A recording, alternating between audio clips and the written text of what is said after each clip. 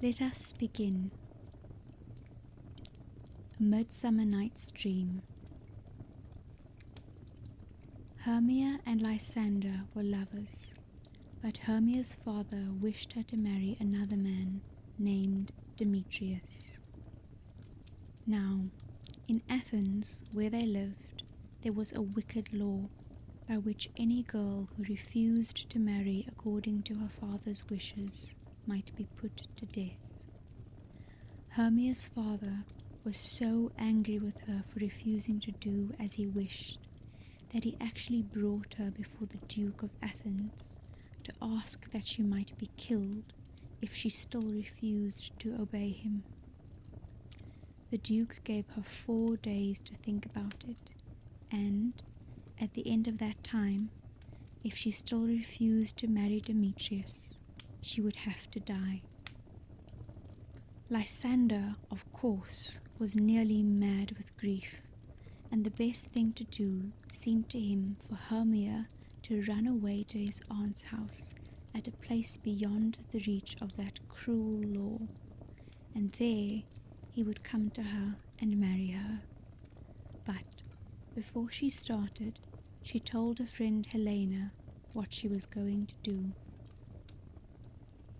Helena had been Demetrius's sweetheart long before his marriage with Hermia had been thought of, and being very silly like all jealous people, she could not see that it was not poor Hermia's fault that Demetrius wished to marry her instead of his own lady, Helena.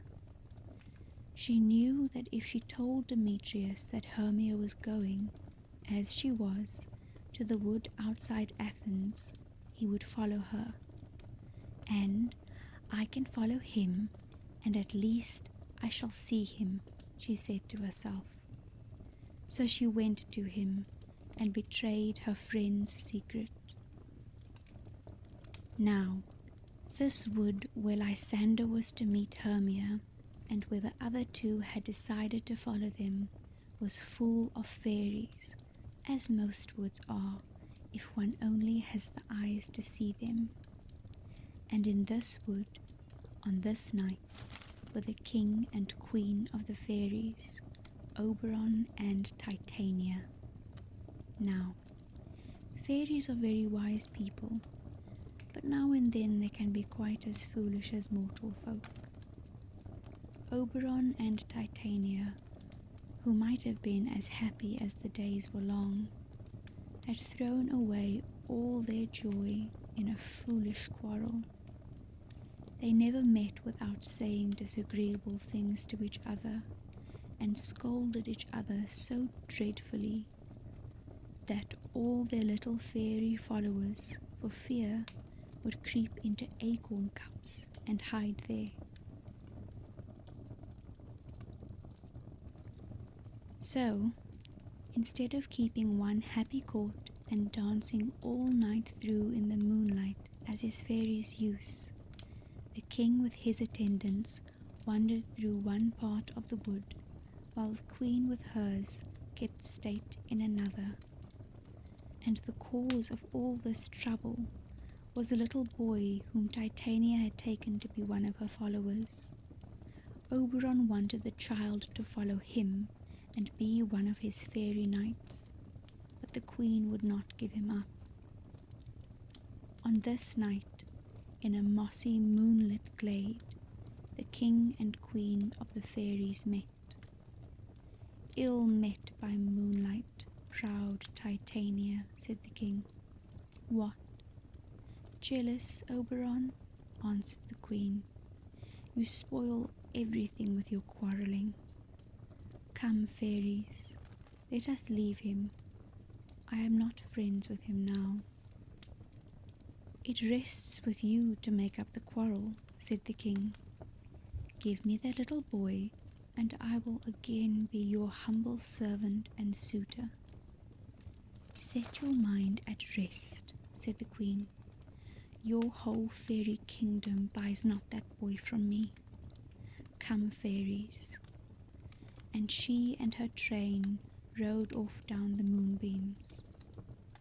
"Well, go your ways. said Oberon, "but I'll be even with you before you leave this wood."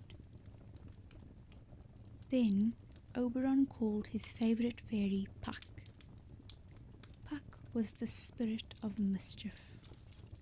He used to slip into the dairies and take the cream away, and get into the churn so that the butter would not come, and turn the beer sour, and lead people out of their way on dark nights and then laugh at them, and tumble people's stools from under them when they were going to sit down, and upset their hot ale over their chins when they were going to drink. "Now," said Oberon to this little sprite, "fetch me the flower called Love in Idleness. The juice of that little purple flower laid on the eyes of those who sleep will make them, when they wake, to love the first thing they see. I will put some of the juice of that flower on my Titania's eyes, and when she wakes, she will love the first thing she sees, were it lion, bear, wolf, bull, meddling monkey, or a busy ape." While Puck was gone, Demetrius passed through the glade, followed by poor Helena, and still she told him how she loved him, and reminded him of all his promises, and still he told her that he did not and could not love her, and that his promises were nothing. Oberon was sorry for poor Helena, and when Puck returned with the flower, he bade him follow Demetrius and put some of the juice on his eyes, so that he might love Helena when he woke, and looked on her as much as she loved him. So Puck set off, and wandering through the wood, found not Demetrius, but Lysander, on whose eyes he put the juice. But when Lysander woke, he saw not his own Hermia, but Helena, who was walking through the wood looking for the cruel Demetrius. And directly he saw her, he loved her, and he left his own lady under the spell of the purple flower. When Hermia woke, she found Lysander gone, and wandered about the wood trying to find him.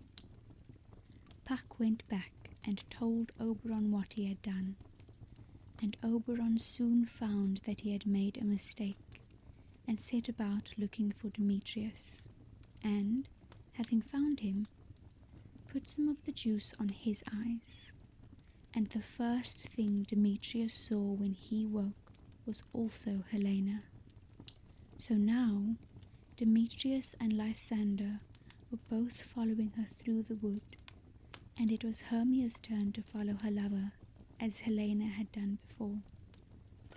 The end of it was that Helena and Hermia began to quarrel, and Demetrius and Lysander went off to fight. Oberon was very sorry to see his kind scheme to help these lovers turn out so badly. So he said to Puck, "These two young men are going to fight.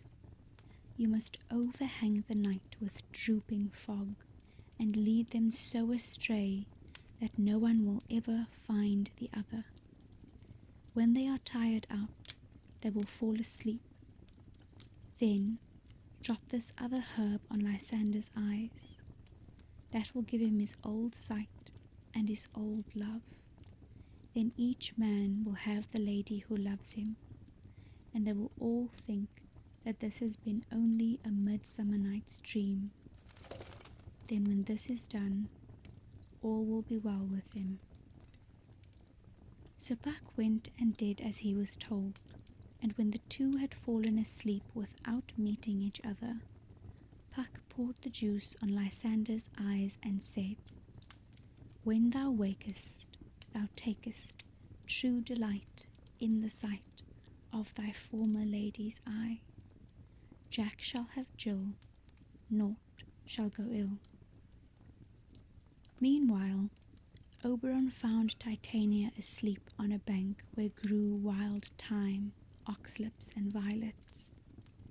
There, Titania always slept a part of the night, wrapped in the enamelled skin of a snake.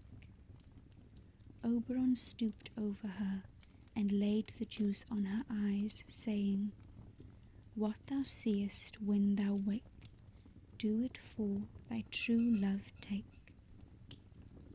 Now, it happened that when Titania woke, the first thing she saw was a stupid clown, one of a party of players who had come out into the wood to rehearse their play. This clown had met with Puck, who had clapped a donkey's head on his shoulders, so that it looked as if it grew there. Directly Titania woke and saw this dreadful monster, she said, "What angel is this? Are you as wise as you are beautiful?" "If I am wise enough to find my way out of this wood, that's enough for me," said the foolish clown.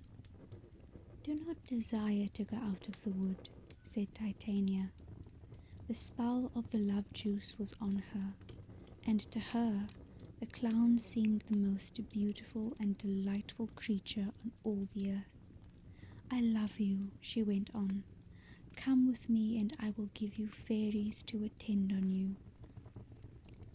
So she called 4 fairies, whose names were Peas Blossom, Cobweb, Moth, and Mustard Seed. "You must attend this gentleman," said the queen. "Feed him with apricots and dewberries, purple grapes, green figs, and mulberries. Steal honey bags for him from the bumblebees, and with the wings of painted butterflies fan the moonbeams from his sleeping eyes." "I will," said one of the fairies, and all the others said, "I will." "Now, sit down with me," said the queen to the clown, "and let me stroke your dear cheeks and stick musk roses in your smooth, sleek head and kiss your fair, large ears, my gentle joy." "Where's Peas Blossom?" asked the clown with the donkey's head. He did not care much about the queen's affection, but he was very proud of having fairies to wait on him. "Ready," said Peas Blossom. "Scratch my head, Peas Blossom," said the clown. "Where's Cobweb?" "Ready," said Cobweb. "Kill me," said the clown, "the red bumblebee on the top of the thistle yonder, and bring me the honey bag." "Where's Mustard Seed?" "Ready," said Mustard Seed. "Oh, I want nothing," said the clown, "only just help Cobweb to scratch. I must go to the barber's, for methinks I am marvellous hairy about the face." "Would you like anything to eat?" said the fairy queen. "I should like some good dry oats," said the clown, for his donkey's head made him desire donkey's food, "and some hay to follow." "Shall some of my fairies fetch you new nuts from the squirrel's house?" asked the queen. "I'd rather have a handful or 2 of good dried peas," said the clown. "But please, don't let any of your people disturb me. I am going to sleep." "Then," said the queen, "and I will wind thee in my arms." And so, when Oberon came along, he found his beautiful queen lavishing kisses and endearments on a clown with a donkey's head. And before he released her from the enchantment, he persuaded her to give him the little boy he so much desired to have as a fairy knight. Then he took pity on her and threw some juice of the disenchanting flower on her pretty eyes. And then in that moment she saw plainly the donkey-headed clown she had been loving, and knew how foolish she had been. Oberon took off the donkey's head from the clown, and left him to finish his sleep with his own silly head lying on thyme and Thus all was made plain and straight again. Oberon and Titania loved each other more than ever. Demetrius thought of no one but Helena, and Helena had never thought of anyone but Demetrius. As for Hermia and Lysander, they were as loving a couple as you could meet in a day's march, even through a fairy wood. So, the four mortal lovers went back to Athens and were married, and the fairy king and queen live happily together in that very wood at this very day. And that is that.